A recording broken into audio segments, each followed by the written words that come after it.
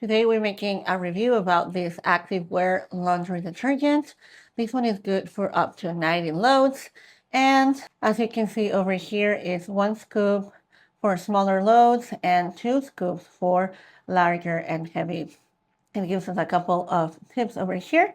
So washing with cold water will help maintain the shape and effectiveness of sweat-wicking synthetic fabrics. And for heavily soiled activewear and other laundry, we recommend using warmer water.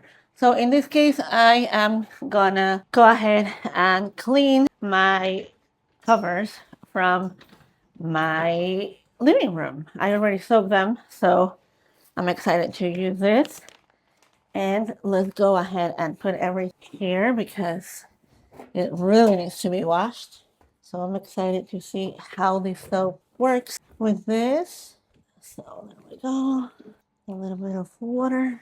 And then I'm just gonna go ahead and put the laundry detergent inside with a load. In this kind of washers, you can also do it on the little drawer over here. However, I'm just gonna go ahead and pour it directly. They do come with this little spoon, so that way the measure that is completely different compared to the measure of a regular one. So I'm just gonna go ahead and put 2 scoops of those.